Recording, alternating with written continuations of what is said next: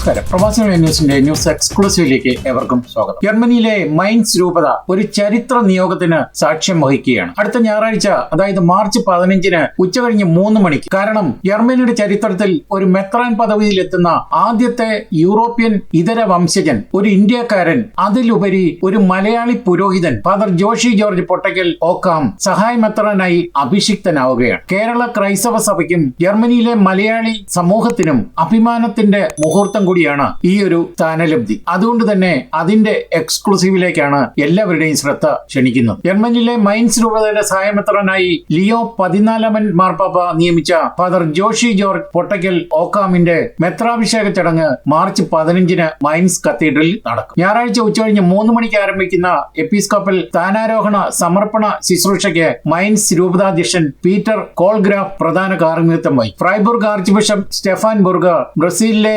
ഈറ്റെതുബയിൽ നിന്നുള്ള bishop Wilmar Santin ഓർക്കാമും സഹകാർമ്മികരാവും. മൈൻസ് രൂപത വികാരി general Sebastian Lang, father Frank Blumers എന്നിവർക്കൊപ്പം പുതിയ മെത്രാൻ വിശുദ്ധ കുർബാന അർപ്പിക്കും. Mainz cathedral dean Henning Priesel, superior general father Desiderio Garcia ഓക്കാം റോം, കാനഡയിൽ നിന്നുള്ള ഫാദർ ജോയ്സൺ പൊട്ടക്കൽ ഓക്കാം, അത് ഫാദർ ജോഷിയുടെ സഹോദരനാണ്, ചാപ്ലിൻ വലന്റൈൻ ഈഡ് എന്നിവർ ചടങ്ങിൽ പങ്കെടുക്കും. ക്ലോസ് ബൗമും സ്റ്റെഫാൻ ഫോസ്റ്റും സഹായ ഡീക്കന്മാരായി സേവനമനുഷ്ഠിക്കും. മൈൻസ് കത്തീഡ്രൽ ചാപ്റ്ററും ചടങ്ങിൽ പങ്കെടുക്കും. കത്തീഡ്രൽ കാന്റൺ മൈക്കൽ കാൽറ്റൻബാഗിന്റെയും കത്തീഡ്രൽ സംഗീത ഡയറക്ടർ കാർസ്റ്റൻ സ്റ്റോർക്കിന്റെയും നേതൃത്വത്തിൽ കത്തീഡ്രലിലെയും സെന്റ് ക്വിന്റീൻ മൈൻസ് കത്തീഡ്രൽ ഗായക സംഘം, മൈൻസ് കത്തീഡ്രൽ ബ്രാസ് എൻസബിൾ എന്നിവരുടെ സംഗീതത്തിന് പുറമെ cathedral cantor Jutta Hohl cantorial ഗാനങ്ങൾ ആലപിക്കും. Cathedral organist professor Daniel Beckmann cathedral organ വായിക്കും. കൂടാതെ മ്യൂൾഹൈം ഓബർട്സ് ഹൗസിൽ നിന്നുള്ള സെന്റ് സെബാസ്റ്റ്യൻ ഇടവികാരിയും മലയാളിയുമായ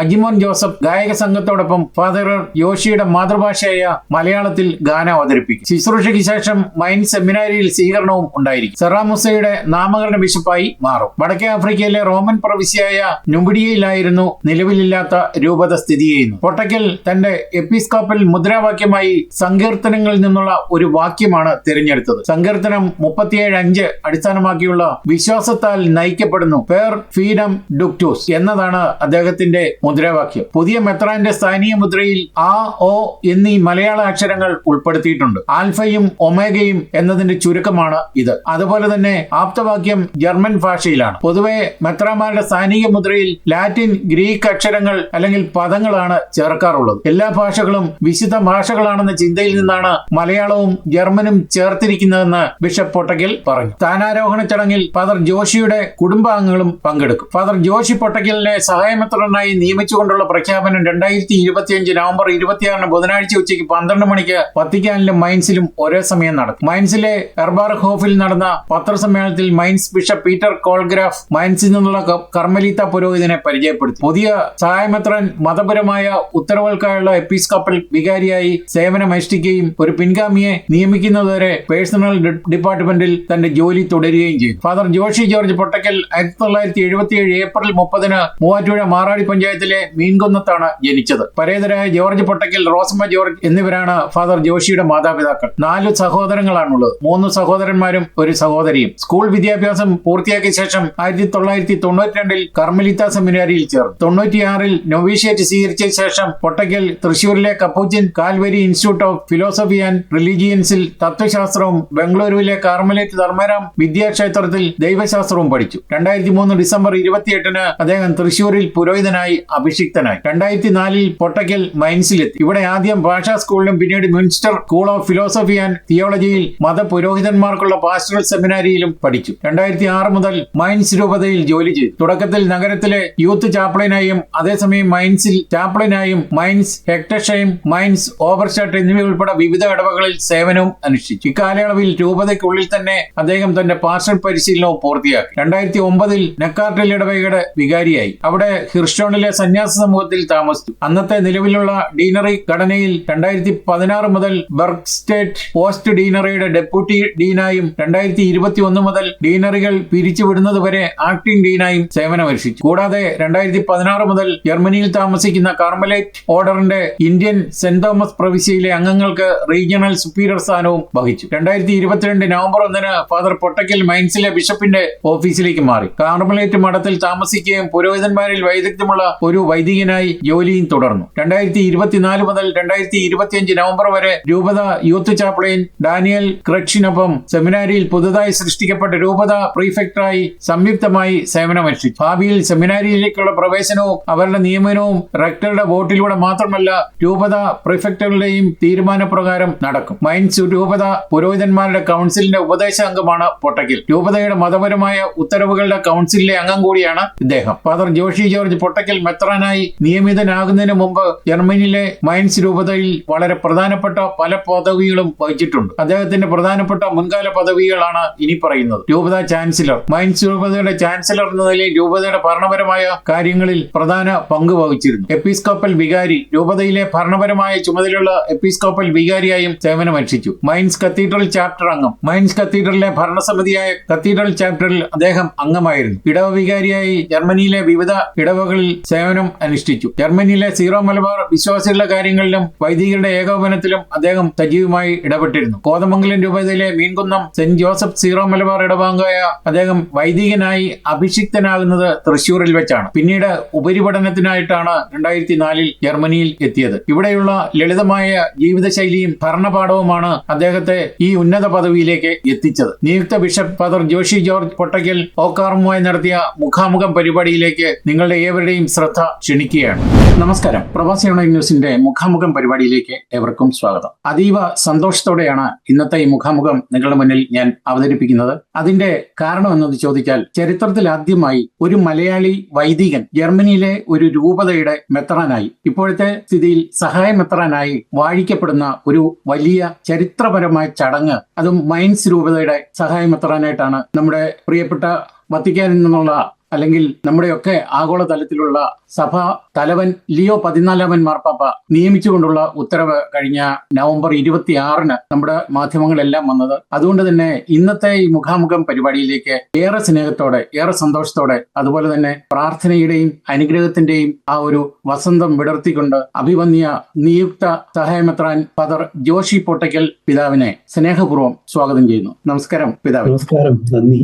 പുതിയ ഒരു ദൗത്യത്തിലേക്ക് അങ്ങയുടെ ജീവിതത്തിന്റെ പാത തുറന്നു കിട്ടിയിരിക്കുകയാണ്. അത് ഇനി ഏതാണ്ട് ഒരു ദിവസം 2 മണിക്കൂറുകൾ 48 മണിക്കൂറുകളെ ബാക്കിയുള്ളൂ. അപ്പോൾ ഈ ഒരു ദൗത്യം ഏറ്റെടുക്കുമ്പോൾ സർവേശ്വരന് സ്തുതി, കൃതജ്ഞത അർപ്പിക്കുന്നതിനൊപ്പം ഈ പുതിയ ദൗത്യത്തിന്റെ എന്തൊക്കെയാണ് ഒരു കാഴ്ചപ്പാടായിട്ട് അങ്ങേക്കുള്ളത്? നമ്മള് ജർമ്മനിയില് ഏതാണ്ട് കഴിഞ്ഞ ഒരു 10-25 വർഷമായിട്ട് ഒത്തിരി അച്ഛന്മാര്, സിസ്റ്റേഴ്സ്, അതുപോലെ തന്നെ വിശ്വാസികള് കേരളത്തിൽ നിന്നും ഇങ്ങോട്ട് എത്തിയിട്ടുണ്ട്. നമ്മൾ ജർമ്മൻ സഭയെ കുറിച്ച് പറയുവാണെങ്കിൽ ഏതാണ്ട് ഒരു 25% ആൾക്കാര് മൈഗ്രൻസ് ആണ്. അതുപോലെ തന്നെ ഇവിടെ ജോലി ചെയ്യുന്ന അച്ഛന്മാരില് ഏതാണ്ട് ഒരു 30% ആൾക്കാര് വിദേശ രാജ്യങ്ങളിൽ നിന്ന് വന്ന് ജോലി ചെയ്യുന്നവരാണ്. അപ്പൊ ഈ ഒരു സാഹചര്യത്തില് ഇപ്പൊ എന്നാ പറയുക, നമുക്ക് എല്ലാവർക്കും കിട്ടുന്ന ഒരു അംഗീകാരമായിട്ടാണ് ഞാൻ ഇതിനെ കാണുന്നത്. കാരണം ജർമ്മൻ സഭയുടെ ഒരു വലിയ നട്ടെല്ലെന്ന് തന്നെ പറയാം. വിദേശത്തു നിന്നുള്ള വന്നിരിക്കുന്ന കത്തോലിക്ക വിശ്വാസികളും അതുപോലെ തന്നെ വിദേശത്തു നിന്ന് വന്നിട്ട് ജോലി ചെയ്യുന്ന അച്ഛന്മാരും സിസ്റ്റേഴ്സും. അപ്പൊ അതുകൊണ്ട് തന്നെ എനിക്ക് ഒത്തിരി സന്തോഷം തോന്നി. നമ്മളോട് ചോദിച്ചു കഴിയുമ്പോൾ സന്തോഷം ഒരു സൈഡില്, മറ്റേ സൈഡിൽ ഇതൊരു വലിയ ഉത്തരവാദിത്തമാണ്. അപ്പൊ പെട്ടെന്ന് ഇങ്ങനത്തെ ഒരു ചോദ്യം കേൾക്കുമ്പോൾ നമ്മളൊട്ടും പ്രതീക്ഷിക്കുന്നില്ല. കാരണം സാറ് തന്നെ പറഞ്ഞു ഇത് ആദ്യമായിട്ടാണ്, ചരിത്രത്തിൽ ആദ്യമായിട്ടാണെന്ന്. അപ്പൊ അത് കാരണം കൊണ്ട് ഇത്തരത്തിലുള്ള ഒരു ചോദ്യം ഞാൻ പ്രതീക്ഷിച്ചിരുന്നില്ല. അപ്പൊ അങ്ങനത്തെ ഒരു സാഹചര്യത്തിൽ വന്നു കഴിയുമ്പോൾ പെട്ടെന്ന് നമുക്കൊരു സ്ട്രെസ്, ഞാൻ എന്ത് മറുപടി പറയൂ എന്നുള്ളത്. പിന്നെ നമുക്കറിയാം ഇപ്പോഴത്തെ കണ്ടീഷനിൽ ജർമ്മനിയിൽ വെച്ച് നോക്കി കഴിയുമ്പോൾ തന്നെ ഒത്തിരി മൈഗ്രൻസിന് എതിരെയുള്ള പണ്ട് ഞാൻ വന്ന സമയത്ത് ഒരു 25-20 വർഷം മുമ്പത്തെ പോലെയല്ല, ഇപ്പൊ ഒത്തിരി ഒരു നെഗറ്റീവ് ആയിട്ടുള്ള ചിന്താഗതി ഇവിടെയുണ്ട്. അപ്പൊ അങ്ങനത്തെ ഒരു സാഹചര്യത്തിൽ ഇത് സഫ ചെയ്യുന്ന ഒരു പോസിറ്റീവ് ആയിട്ടുള്ള ഒരു അടയാളവും കൂടെ ആയിട്ട് നമ്മളിത് കണ്ടു കഴിഞ്ഞ് കഴിയുമ്പോൾ അപ്പോൾ എനിക്ക് ഒത്തിരി സന്തോഷം തോന്നി, അഭിമാനം തോന്നി. അപ്പൊ അങ്ങനെയാണ് ഞാൻ അതിനെക്കുറിച്ച് ഓക്കെ പറഞ്ഞത്. പിന്നെ എന്റെ ജോലി എന്ന് പറഞ്ഞിട്ടുണ്ടെങ്കിൽ ഇപ്പോ ഒരു ഹിൽസ് ബിഷപ്പ് അല്ലെങ്കിൽ ഓക്സിലിയറി ബിഷപ്പ് എന്ന് പറഞ്ഞു കഴിയുമ്പോൾ നമ്മുടെ മെത്രാന് പുള്ളിയുടെ പാസ്റ്ററൽ കാര്യങ്ങളിൽ സഹായിക്കുക എന്നുള്ളതാണ്. ഇപ്പോ സാധാരണഗതിയിൽ ഒത്തിരി ഈ ഇടവുകളുടെ വിസിറ്റിംഗ് നമ്മുടെ ഒരു മെയിൻ പരിപാടിയാണ്. അതുപോലെ കൺഫർമേഷൻ, ബാക്കി ഇനം കുർബാനകള്, ജൂബിലി, അങ്ങനെയുള്ള സാഹചര്യങ്ങൾ വന്നു കഴിഞ്ഞാൽ കുർബാനകൾ, കാര്യങ്ങൾ, അങ്ങനെയുള്ള ഒത്തിരി പാസ്റ്ററൽ ആക്ടിവിറ്റീസ് ഉണ്ടാവും. അതുപോലെ തന്നെ എനിക്ക് തിരിച്ചു കിട്ടിയിരിക്കുന്ന വിഭാഗം എന്ന് പറഞ്ഞിട്ടുണ്ടെങ്കിൽ സഭകളുടെ ഉത്തരവാദിത്തം, ഈ സന്യാസ സഭകളുടെ ഉത്തരവാദിത്തം, പിന്നെ ലോക സഭയുടെ ഉത്തരവാദിത്തം, ലോകസഭയായിട്ട് ബന്ധപ്പെട്ട കാര്യങ്ങൾ രൂപതയിൽ നടക്കുന്നത്. അതുപോലെ എക്യുമേനിസം, ഇന്റർ റിലീജിയസ് ഡയലോഗ്, അങ്ങനെയുള്ള കാര്യങ്ങളൊക്കെയാണ് ഇപ്പൊ എന്റെ മേഖലയായിട്ട് വരുന്നത്. അപ്പൊ അതിന് ഞാൻ ഒത്തിരി സന്തോഷത്തോടെയാണ്, കാരണം ഇതെല്ലാം എന്നെ സംബന്ധിച്ചിടത്തോളം വളരെ താല്പര്യമുള്ള മേഖലകളായത് കാരണമാണ്. അതുപോലെ തന്നെ ജർമ്മനിയിലെ സഭ ഇപ്പോൾ നേരിടുന്ന ഒരു വലിയ വെല്ലുവിളി എന്താണെന്ന് ചോദിച്ചാൽ സഭ ശുഷ്കമായിക്കൊണ്ടിരിക്കുകയാണ്. കാരണം ഞാൻ വന്ന കാലത്ത് ഏതാണ്ട് 25 ലക്ഷം അല്ലെ അതിൽ കൂടുതൽ സഭാ വിശ്വാസികൾ ജർമ്മൻ സഭയിൽ ഉണ്ടായിരുന്നെങ്കിൽ ഏറ്റവും ഒടുവിലത്തെ കണക്ക് നോക്കുമ്പോൾ 19 ലക്ഷത്തിലേക്ക് അത് കുറഞ്ഞു വന്നു. അപ്പൊ ഈ ഒരു സാഹചര്യത്തില് യൂറോപ്പിലെ സഭകളിൽ അല്ലെങ്കിൽ ജർമ്മനിയിലെ സഭയിൽ വിശ്വാസികളുടെ എണ്ണം കുറയുന്ന സാഹചര്യത്തില് യുവതലമുറയെ സഭയിലേക്ക് ആകർഷിക്കാൻ പുതിയൊരു ദൗത്യം കിട്ടിക്കഴിയുമ്പോൾ എന്തെങ്കിലും ഇപ്പം സന്യാസ സഭകളുടെ ഒരു ഉത്തരവാദിത്തം കിട്ടും അല്ലെ അതിലേക്ക് കടക്കുമ്പോൾ ഈ യുവതലമുറയെ സഭയിലേക്ക് എങ്ങനെ ആകർഷിക്കാൻ അങ്ങയുടെ പക്കൽ വല്ല പദ്ധതികളുണ്ടോ, അല്ലെ അതിനുള്ള ഒരു സ്ട്രാറ്റജി ഇനിയും ഇത് സ്ഥാനാരോഹണം കഴിഞ്ഞിട്ട് നമ്മളൊരു സ്ഥാനത്ത് എത്തിക്കഴിയുമ്പോൾ അതിനുള്ള ഒരു കാഴ്ചപ്പാട് ഇപ്പോൾ തന്നെ മനസ്സിൽ കരുതിയിട്ടുണ്ടോ? ഞാൻ 2004 ജർമ്മനിയിൽ എത്തിയത്. 2006 തുടങ്ങിയിട്ട് ഞാൻ മൈൻസ് രൂപതയിൽ ജോലി ചെയ്യുന്നു. അപ്പൊ എന്റെ ആദ്യത്തെ ജോലി മേഖല ഞാൻ മൈൻസ് സിറ്റിയുടെ യൂത്ത് പാസ്റ്റർ ആയിരുന്നു ഒരു 3 വർഷക്കാലം. അതിനുശേഷമാണ് ഞാൻ ഇടവക വികാരിയായിട്ട് മാറിയത്.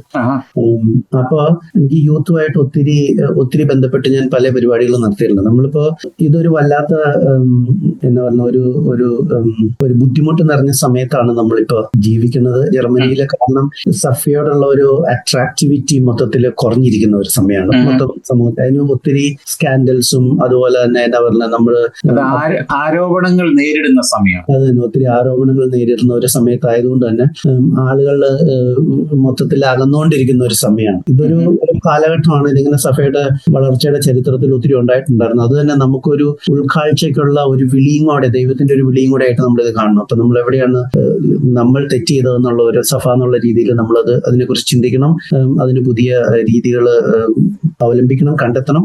എന്നെ സംബന്ധിച്ചിടത്തോളം ആദ്യം എനിക്ക് യൂത്തിന്റെ ചുമതല ഇപ്പൊ ഇല്ല. പക്ഷെ നമ്മൾ യൂത്തിന്റെ ജോലിയിനകത്ത് ഏറ്റവും ഇവിടെ ചെയ്തു കഴിയുമ്പോൾ നമ്മൾ വേണ്ട കാര്യം എന്ന് വെച്ചിട്ടുണ്ടെങ്കിൽ നമ്മൾ യൂത്തിനെ അക്സെപ്റ്റ് ചെയ്യുക എന്നുള്ളതാണ്. കാരണം ഒത്തിരി പേരും നമുക്ക് നാട്ടിലറിയാം, ഇവിടെയാണെങ്കിലും അറിയാം, ജോലി ചെയ്യുന്ന രീതി യൂത്ത് എന്ന് പറഞ്ഞു കഴിഞ്ഞിട്ടുണ്ടെങ്കിൽ മോശക്കാരാണല്ലോ എപ്പോഴും. അപ്പൊ അവർക്ക് നമ്മള് യൂത്തിന് മീറ്റിങ്ങിനും മീറ്റ് ചെയ്യാനൊക്കെയുള്ള സ്ഥലം എന്ന് വെച്ച് കഴിഞ്ഞാൽ ഇവിടുത്തെ ജർമ്മനിലെ പള്ളികളിൽ നമ്മൾ നോക്കുമ്പോൾ ഏറ്റവും കെല്ലറിലെ ഏറ്റവും അവസാനത്തെ റൂമായിരിക്കും അവർക്ക് വേണ്ടിയിട്ടുള്ളത്, അവർക്ക് വേണ്ടി മാറ്റി വെച്ചിരിക്കുന്നത്. അത് തന്നെ. പിന്നെ നമ്മള് യൂത്തിനെ ഒന്ന് അംഗീകരിക്കണം.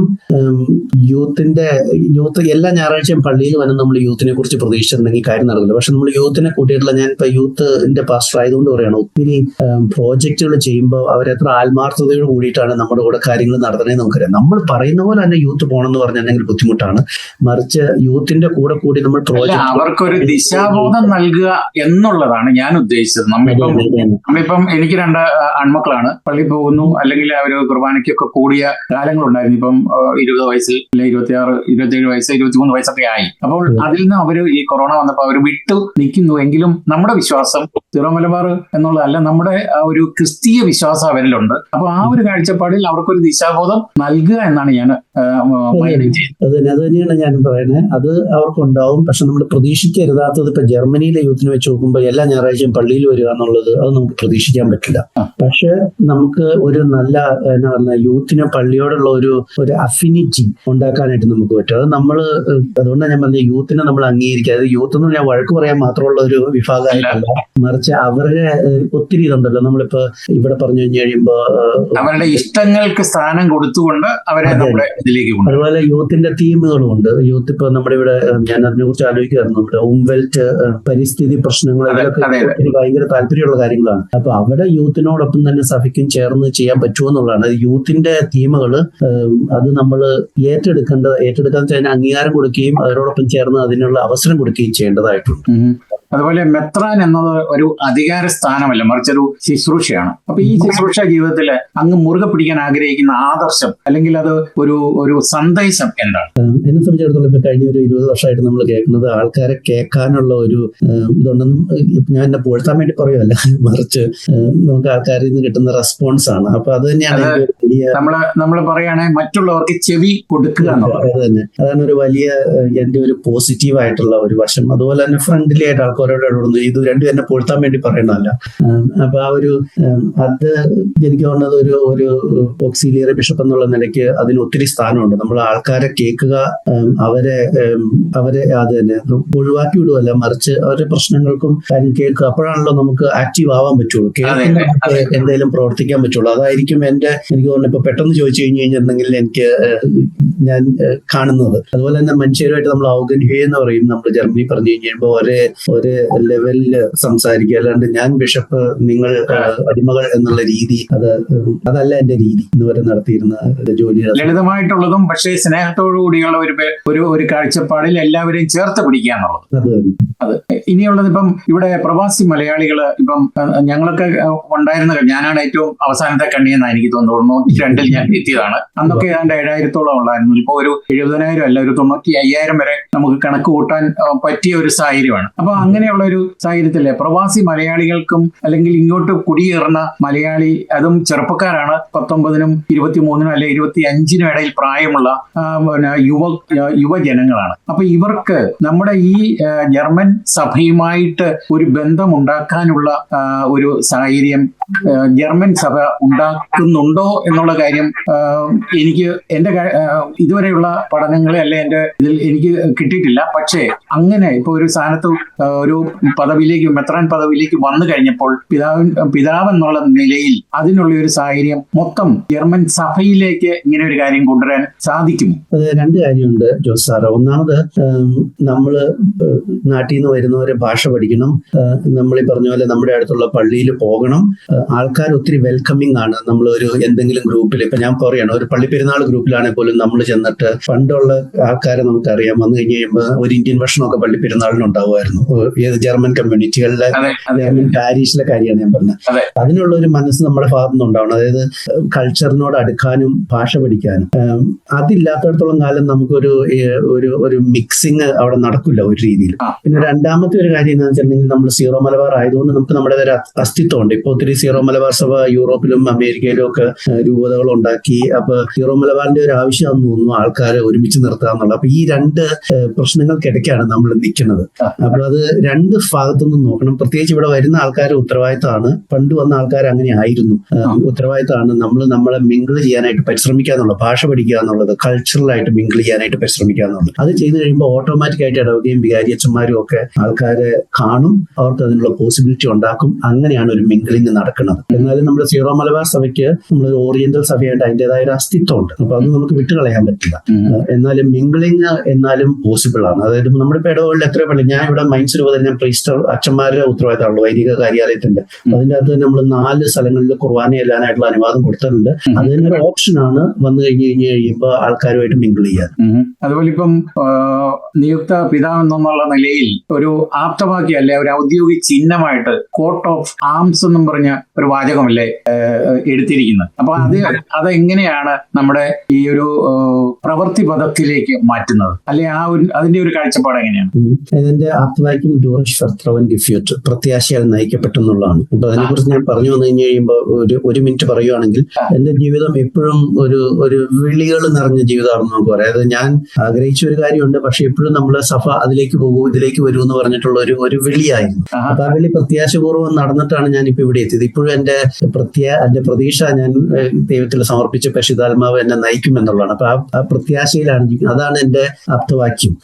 അപ്പൊ അത് തന്നെയാണ് എനിക്ക് പറയാനുള്ള സന്ദേശവും. നമുക്ക് ജീവിതത്തിൽ ഉണ്ടാകുന്ന എല്ലാ സാഹചര്യങ്ങളും നമ്മൾ പ്ലാൻ ചെയ്യുന്ന പോലെ ആയിരിക്കില്ല, പക്ഷെ ദൈവത്തിന് നമ്മളെ കുറിച്ച് ഒരു പ്ലാൻ ഉണ്ട്. അപ്പൊ ആ ദൈവത്തിന് നമ്മളെ വിട്ടുകൊടുത്ത് നമ്മൾ പ്രത്യാശപൂർവ്വം ജീവിക്കുകയാണെങ്കിൽ ദൈവം നമ്മളെ നയിക്കും. അതുപോലെ തന്നെ ഇപ്പം ഒരു പ്രത്യാശയുടെ കാര്യം പറഞ്ഞു. നമുക്കൊരു പ്രതീക്ഷയുണ്ട്. നമ്മുടെ ചെറുപ്പത്തിലെ തന്നെ ഒരു പ്രതീക്ഷയോട് കൂടിയാണ് മുന്നോട്ട് ജീവിതം നയിക്കുന്നത്. അപ്പം IAS എന്നുള്ള ഒരു ലക്ഷ്യം എനിക്ക് അതിനെപ്പറ്റി വലിയ അറിവില്ല. പക്ഷെ IASനെ പറ്റി അറിവില്ലെന്നല്ല, അച്ഛന് IAS നേടണമെന്നുള്ള ഒരു ആഗ്രഹം പണ്ട് മുതലേ ഉണ്ടായിരുന്നു. പക്ഷെ അതിലേക്കല്ല, ഒരു ദൈവത്തിന്റെ പൂങ്കാവനത്തിൽ അല്ലെങ്കിൽ ദൈവത്തിന്റെ പദ്ധതിയായിട്ട് വന്നിട്ടുള്ള ഒരു വൈദിക വൃത്തിയിലേക്ക് വന്നത് അതിന് വീട്ടിൽ നിന്നുള്ള സാഹചര്യമായിരുന്നു, അതോ നമ്മൾ സ്വയം തെരഞ്ഞെടുത്തതായിരുന്നു? ഞാൻ സ്വയം തെരഞ്ഞെടുത്താണ് വൈദിക വൃത്തി. ഞാൻ അത് ഒന്ന് മനസ്സിലാക്കണം. ഞാൻ പറഞ്ഞത് എനിക്ക് പട്ടം കിട്ടിയതിന് ശേഷം സിവിൽ സർവീസ് പരീക്ഷ എഴുതിയിട്ട്, അപ്പൊ നമ്മൾ അച്ഛന്മാര് ആയിട്ട് ആരും അല്ലെങ്കിൽ മിഷൻ വൈദികരായിട്ട് ആരും IAS നേടിയവരില്ല.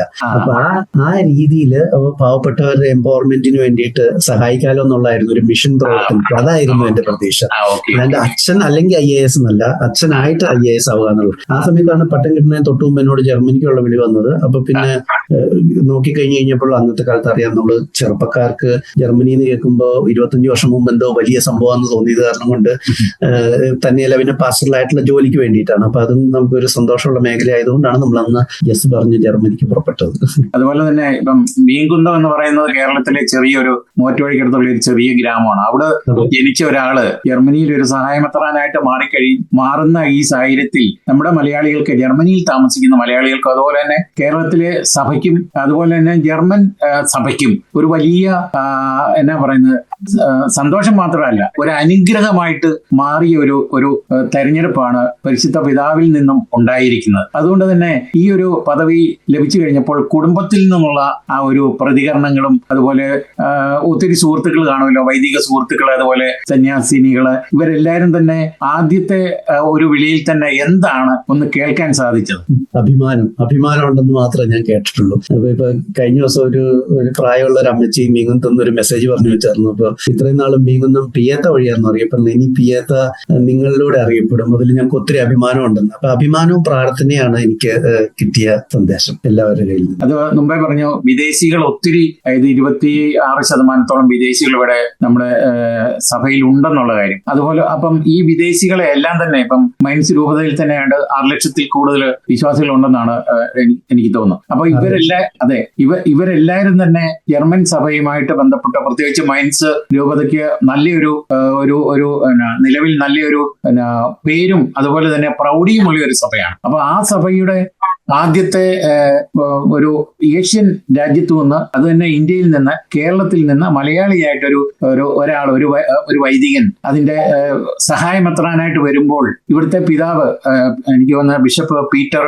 കോൾഗ്രാഫ്, അദ്ദേഹത്തിന്റെ ആ ഒരു കാഴ്ചപ്പാടും അതുപോലെ തന്നെ തെരഞ്ഞെടുപ്പിന് സഹായിക്കുന്ന ഒത്തിരി കാര്യങ്ങളുണ്ട്, അതിലേക്കൊന്നും നമ്മൾ ഇപ്പം കിടക്കുന്നില്ല. അപ്പൊ ഇതെല്ലാം തന്നെ നമ്മുടെ ഒരു ദൈവവിളിയുടെ അനുഭവമായിട്ട് മാറിയ ഒരു ദിവസമല്ലായിരുന്നോ നവംബർ 26 എന്നുള്ളത്. അപ്പൊ അതിൽ പിടിച്ചുകൊണ്ട് അവിടെ നിന്നുകൊണ്ട് ഇപ്പൊ മാർച്ച് 15 എന്ന് പറയുന്നത് ഇവിടെ എല്ലാവരും ഒരു വലിയ പ്രതീക്ഷയോടെ, വലിയൊരു കാഴ്ചപ്പാടോടെ, വലിയൊരു എന്നാ പറയുന്ന സന്തോഷത്തോടെ നോക്കി കാണാനായിട്ട് ഇരിക്കുന്ന ഒരു വലിയ ചടങ്ങാണ്. അപ്പൊ ഈ ചടങ്ങിലേക്ക് കുടുംബത്തിൽ നിന്ന് ആരൊക്കെ വരുന്നു, അതുപോലെ തന്നെ കൂട്ടുകാരായിട്ട് അല്ലെങ്കിൽ ബന്ധുക്കള് വൈദികരൊക്കെ കാണുമല്ലോ, അപ്പൊ അവരൊക്കെ എല്ലാം ക്ഷണിച്ച് ഇവരെല്ലാവരും തന്നെ, പിന്നെ പ്രത്യേകിച്ച് ഞാൻ കഴിഞ്ഞ ജനുവരി നാട്ടിൽ പോയി കഴിഞ്ഞപ്പോൾ കോതമംഗലം രൂപതക്കാരനായതുകൊണ്ട് ഞാൻ അവിചാരിതമായിട്ട് കാഞ്ഞിരപ്പള്ളി വെച്ച് കോതമംഗലം പിതാവിനെ കാണാൻ, മടത്തിക്കണ്ടത്തിന്റെ പിതാവിനെ കാണാൻ ഇടയായി. അപ്പൊ ഞാൻ ചോദിച്ചു, പിതാവ് വരുന്നുണ്ടോ, നമ്മുടെ നിങ്ങളുടെ ഒരാള് അവിടെ മെത്രാനായിട്ട്?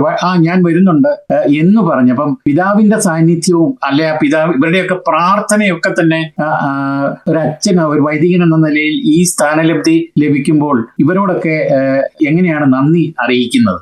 നന്ദി അറിയിക്കുന്ന എങ്ങനെയാണെന്ന് വെച്ച് കഴിഞ്ഞിട്ടുണ്ടെങ്കിൽ എന്റെ പ്രാർത്ഥനയാണ് എന്റെ നന്ദി, അവർക്ക് വേണ്ടി പ്രാർത്ഥിക്കുക എന്നുള്ളത്. അപ്പൊ സാർ ആദ്യം ചോദിച്ചുകൊണ്ട് പറയാണ്, വീട്ടിൽ നിന്ന് എന്റെ ചാച്ചനും അമ്മച്ചി നേരത്തെ മരിച്ചുപോയതാണ് ഒരു 30 വർഷം മുമ്പ്. അപ്പൊ എന്റെ അനിയൻ അവർ ഓൾറെഡി ലാൻഡ് ചെയ്തു, അനിയനും ഭാര്യ, പിന്നെ 2-3 കസിൻസ്, ഒരാൾ അയർലൻഡ്, ഒരു ജോർജ് പൊട്ടക്കിലച്ചൻ കോതമംഗലം രൂപതയിലുണ്ട്, അദ്ദേഹം വരുന്നുണ്ട്. പിന്നെ വേറൊരു കസിൻ എന്റെ ചാച്ചന്റെ പെങ്ങളുടെ മകൻ, അദ്ദേഹവും ഭാര്യയായിട്ട് എത്തിയിട്ടുണ്ട്.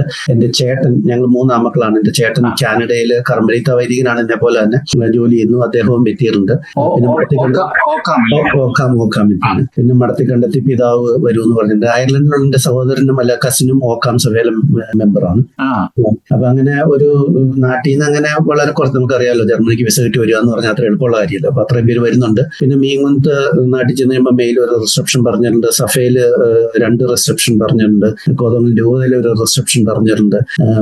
പിന്നെ നമ്മുടെ സഫയുടെ പ്രൊവിൻഷ്യാള്, സഫയുടെ കൂരിയ, റോമിന്ന് ആൾക്കാർ വരുന്നുണ്ട്, ജനറൽ, അങ്ങനെയൊക്കെ. അപ്പൊ അങ്ങനെ ഒരു വലിയ ഒത്തിരി ഫ്രണ്ട്സും നമ്മുടെ സഫ ഫാമിലി, അതുപോലെ തന്നെ സ്വന്തം ഫാമിലിന്നും ആൾക്കാർ വരുന്ന ഒത്തിരി സന്തോഷപ്രദമായതാണ്. പക്ഷെ എന്റെ നന്ദി എന്ന് പറഞ്ഞാൽ എന്റെ പ്രാർത്ഥനയായിരിക്കും, അല്ലാണ്ട് എല്ലാവർക്കും എങ്ങനെയാണ് എനിക്ക് നന്ദി പറയാൻ പറ്റുക?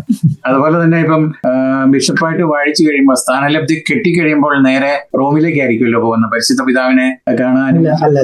അതില്ല സാറിന് ഇതില് ബേബി ബിഷപ്പ് കോഴ്സ് എന്ന് പറഞ്ഞിട്ട് ഒരു പരിപാടിയുണ്ട്. ഈ വർഷം പട്ടം കിട്ടിയ എല്ലാ ബിഷപ്പ്മാർക്കും കൂടെ ഒരുമിച്ച്, അത് സെപ്റ്റംബറിലായിരിക്കും. അപ്പൊ അന്നേരമാണ് ഞാൻ റോമിൽ പോകുള്ളൂ. അല്ലാണ്ട് പട്ടം കിട്ടിയ ഉടനെ റോമിൽ പോകുന്ന ഒരു ചടങ്ങില്ല.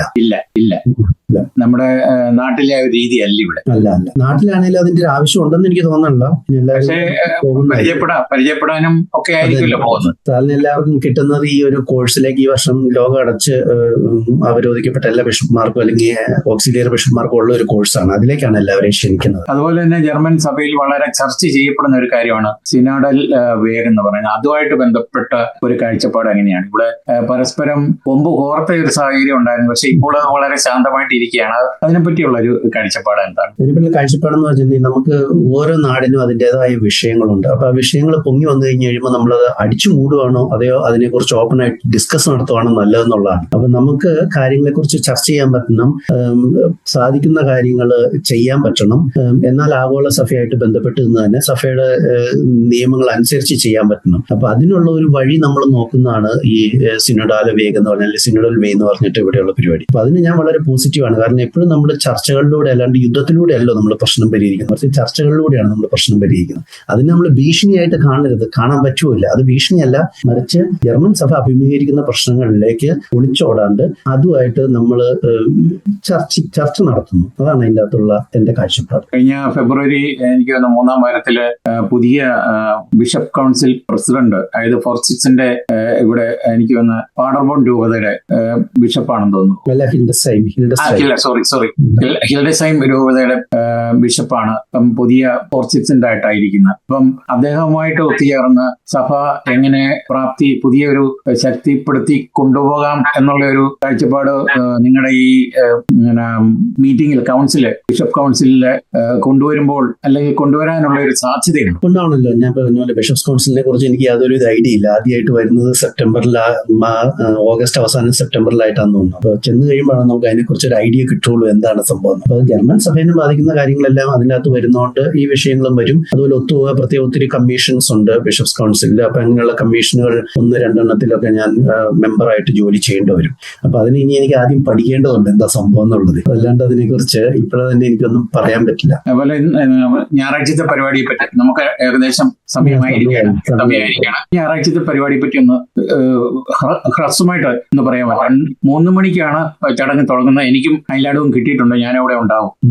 അപ്പോൾ ഇത് നമ്മുടെ സീറോ മലബാർ സഭയുടെ ആ ഒരു സ്ഥാനാരോഹണ ചടങ്ങിൽ നിന്നും വ്യത്യസ്തമായിട്ടാണല്ലോ ഇത് റോമൻ ഇതല്ലേ സഭയല്ലേ, അതുകൊണ്ട് അതെങ്ങനെയാന്ന് അതിനെപ്പറ്റി ചെറുതായിട്ടൊന്ന് പറയാം. അതായത് അതിൻ്റെതായ ഒരു ലിറ്റർജി ഉണ്ട് റോമൻ സഭയിൽ എങ്ങനെ നടത്തുന്നത്. ആ ലിറ്റർജി ആയിരിക്കും നമ്മൾ ഫോളോ ചെയ്യുന്നത്. 2 മണിക്കൂറോളം ഏകദേശം ഉണ്ടാവും ചടങ്ങെന്ന് വിചാരിക്കുന്നു. എനിക്ക് പട്ടം തരുന്നത് പീറ്റർ പോൾ ഗ്രാഫ് പിതാവായിരിക്കും മൈൻസ് രൂപതയുടെ. 2 മെത്രാന്മാരെയും കൂടെ ആവശ്യമുണ്ട്. 3 പേര് കൂടിയിട്ടാണ് സാറിന് ഇതിൽ. അതൊന്ന് നമ്മുടെ ആർച്ച് ഡയസിസിന്റെ സ്റ്റെഫാൻ ബുർഗർ എന്ന് പറഞ്ഞ ഫ്രൈബർഗിന്റെ ആർച്ച് ഡയസിസിന്റെ ആർച്ച് മെത്രാനും, പിന്നെ ഞങ്ങളുടെ സഭയിൽ തന്നെ പെട്ട ഓക്കാൻ സഭയിൽ തന്നെ പെട്ട ഈ ബ്രസീലില് ആമസോണി എന്നുള്ള ഒരു പിതാവും കൂടെ വരുന്നുണ്ട്, വിൽമാർ സാന്റിൻ. അപ്പൊ അവർ 3 പേരുടെ കൂടിയായിരിക്കും എനിക്ക് പട്ടം തരുന്നത്.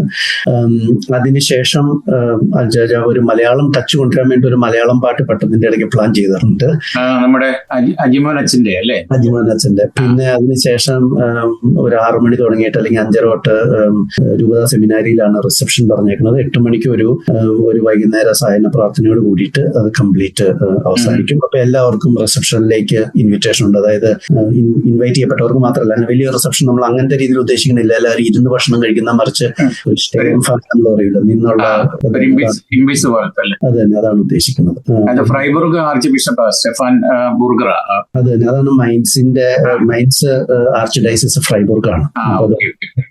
അതുപോലെ അവസാനത്തെ ചോദ്യമാണ്, എനിക്ക് തോന്നുന്നത് ആഫ്രിക്കയിൽ ഒരു സെറാമുസ എന്ന് പറയുന്ന ഒരു സ്ഥലവും അങ്ങനെ ഒരു നാമകരണ ബിഷപ്പായിട്ട് അതെന്താണ്, അതിനെപ്പറ്റി ഒന്ന് പറയാം. അതായത് ഒരു ബിഷപ്പിന് ഒരു രൂപത വേണം. അപ്പൊ ഓക്സിലിയറി ബിഷപ്പുമാരെ സംബന്ധിച്ചിടത്തോളം അവർക്ക് ഒരു രൂപതയില്ല. എന്റെ ഇത് പറയുമ്പോൾ ഞാൻ മൈൻസ് രൂപതയിൽ ഓക്സിലിയറിയാണ്. അതുകൊണ്ട് ഇതൊരു സഭയുടെ ഒരു ചരിത്രമാണ്. ഒരു രൂപതയില്ലാത്ത ബിഷപ്പ് ഇല്ല. അതുകൊണ്ട് എല്ലാ ഓക്സിലിയറി ബിഷപ്പുമാർക്കും ഒരു രൂപത ഡിഫൈൻ ചെയ്ത് കൊടുക്കും, അസൈൻ ചെയ്ത് കൊടുക്കും. അത് പണ്ട് നശിച്ചുപോയ രൂപതകളാണ്. ഇത് റോം ഒഫീഷ്യലായിട്ട് നിർത്തിയ രൂപതകളല്ല, മറിച്ച് എങ്ങനെയോ നിന്നുപോയ രൂപതകളുണ്ട്. അപ്പൊ അതിന്റെ ഒരു ലിസ്റ്റ് തന്നെയുണ്ട്. അപ്പൊ എന്റെ രൂപത എനിക്ക് തന്നേക്കുന്ന ചെറാമൂസ എന്ന് പറഞ്ഞിട്ട് നമ്മുടെ ടുണേഷ്യ എന്ന് തോന്നുന്നു. അതിനെക്കുറിച്ച് ഞാൻ അത്ര പഠിച്ചില്ല ആ ഭാഗത്ത്. അതായത് നോർത്ത് ആഫ്രിക്കയിലുള്ള ഒരു രൂപതയാണ് എനിക്ക് ഇത് കിട്ടിയിരിക്കുന്നത്. അതിന് വലിയ പ്രാധാന്യമൊന്നുമില്ല. കാരണം ഇത് ഈ പറഞ്ഞ ഒരു ബിഷപ്പ്, ഒരു രൂപത ഇല്ലാതെ ഒരു ബിഷപ്പ് ഇല്ലാത്തതുകൊണ്ടാണ്. അതായത് മൈൻസ് രൂപതയ്ക്ക് ഒരു ബിഷപ്പേ ഉള്ളൂ, അത് പോൾഗ്രാഫ്. ഞാൻ മൈൻസ് രൂപതയിൽ ഓക്സിലിയറി. അതാണ് അതിന്റെ പിന്നിലുള്ള